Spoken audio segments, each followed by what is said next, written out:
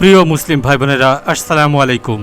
পৃথিবীর সর্বশ্রেষ্ঠ 25 জন মুসলিম নারী পর্ব 3। তারা ছিলেন ইতিহাসের সেই নারী যাদের নাম জান্নাতের 4 দেয়ালে লেখা আছে। তারা ছিলেন দুঃখে অবিচল, ত্যাগে নিঃস্বার্থ, ঈমানে অটল। আজ আমরা জানব সেই 8 জন নারীর কথা যাদের মধ্যে আছেন ফেরাউনের ঘরে বেড়ে ওঠা বাট জান্নাতের সিংহাসনে অলঙ্কৃত একজন নারী, আসিয়া আলাইহিস সালাম। নাম্বার 18, আসিয়া আলাইহিস সালাম, ফেরাউনের স্ত্রী, ঈমানের বিজয়িনী। তিনি ছিলেন পৃথিবীর এক মহা জালেম ফেরাউনের স্ত্রী, কিন্তু তাওহীদের পথে তিনি ভয় পাননি। আল্লাহ কোরআনে বলেন, আল্লাহ মুমিনদের জন্য আসিয়ার দৃষ্টান্ত পেশ করেন। তিনি বলেছিলেন, হে আমার প্রতিপালক, আমার জন্য জান্নাতে তোমার নিকট একটি ঘর নির্মাণ করো। সূরা তাহরিম আয়াত 11। ফেরাউনের প্রাসাদে থেকেও তিনি দুনিয়ার আরামকে ত্যাগ করেন। তার সাহস নারীর শক্তির এক অনন্য নিদর্শন। নাম্বার 19, খাওলা বিনতে আসার রাদিয়াল্লাহু তাআলা আনহু। তিনি ছিলেন একজন সাধারণ নারী। তার স্বামী তাকে জাহির বা বিচ্ছেদের এক পদ্ধতি বললে তিনি রাসূল সাল্লাল্লাহু আলাইহি সাল্লামের কাছে যান। আল্লাহ তাআলা বলেন, নিশ্চয়ই আল্লাহ শুনেছেন সেই নারীর কথা যে তোমার কাছে তর্ক করছিল তার স্বামীর ব্যাপারে। সূরা মুজাদিলা আয়াত 1। এক নারীর প্রতিবাদ আল্লাহর কানে পৌঁছায়, এটাই প্রমাণ করে নারীর কণ্ঠও ইসলামে কতটা গুরুত্বপূর্ণ। নাম্বার 20, নুফাইসা বিনতে হাসান। তিনি ছিলেন নবীজির বংশধর ও ইমাম শাফি রহমতুল্লাহের ঘনিষ্ঠ। তার ঘর ছিল ইলম ও ইবাদতের কেন্দ্র। ইতিহাস বলে, ইমাম শাফি তার জানাজার আগে তার কাছে দোয়া চাইতেন। তার পবিত্র জীবন জানিয়ে দেয় নারীর ইবাদতও আকাশ ছুঁতে পারে।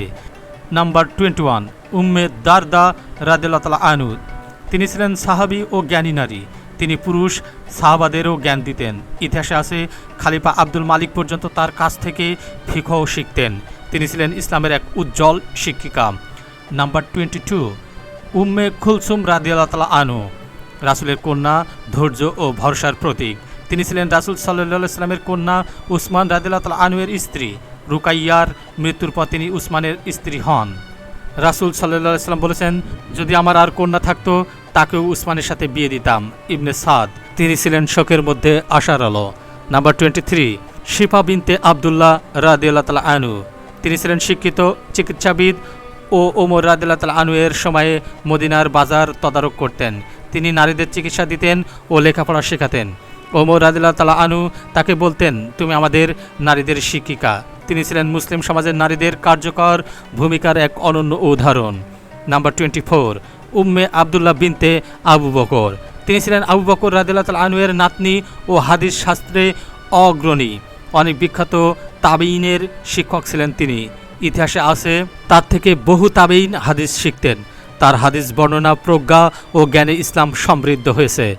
নাম্বার 25, সাইদা জয়নাব রাদিয়াল্লাহু তাআলা আনহু। নবী পরিবারের আত্মত্যাগের প্রতীক। তিনি ছিলেন হুসাইন রাদিয়াল্লাহু তাআলা আনহু এর বোন ও ফাতিমা রাদিয়াল্লাহু তাআলা আনহু এর কন্যা। কারবালার হৃদয় বিদারক ঘটনার প্রত্যক্ষদর্শী। ইতিহাসে বলা হয়, তিনি বন্দী হয়েও ঈমানের বার্তা প্রচার করতেন। সাহসিকতায় হুসাইন রাদিয়াল্লাহু তাআলা আনহু এর উত্তরাধিকার বহন করেন।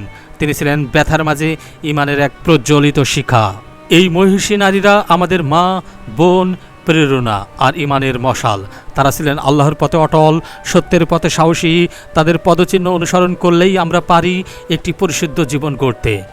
এই 3 পর্বের শেষে আমরা পেয়েছি 25 জন মহিষী নারীর জীবন কথা। আল্লাহ তাআলা আমাদের তাদের পথ অনুসরণ করার তৌফিক দিন। ভিডিওটি ভালো লাগলে লাইক, কমেন্ট ও শেয়ার করুন। আর চ্যানেল সাবস্ক্রাইব করতে ভুলবেন না। আসুন আমরা গড়ে তুলি এক জান্নাতমুখী প্রজন্ম।